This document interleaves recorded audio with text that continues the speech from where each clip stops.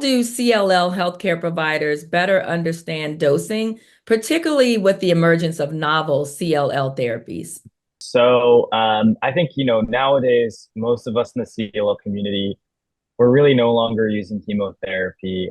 We're using, like Dr. Chang said, we're sticking to these novel agents, BCL2 inhibitors, BTK inhibitors in the frontline setting.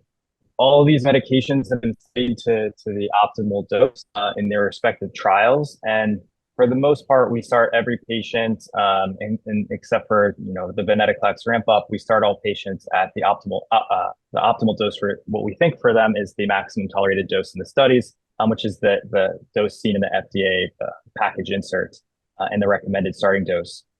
So I think for most patients, generally we start at what dose that is recommended.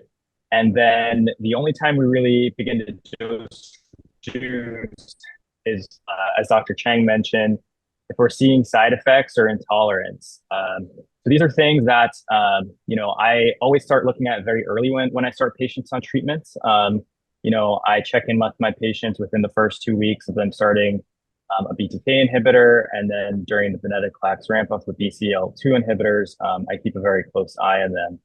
So I think though these novel therapies are extremely effective at treating CLL, they do come with some toxicities, and it's important to be aware of the toxicities, to keep an eye on the patients when you start them and know what the dose reductions are and how to effectively manage them.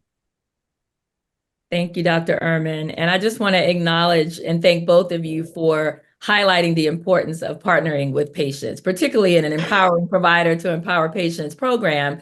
We understand that this is a partnership between the healthcare providers and the patients. And so I appreciate both of you really highlighting the importance of engaging with the patients and then making necessary adjustments.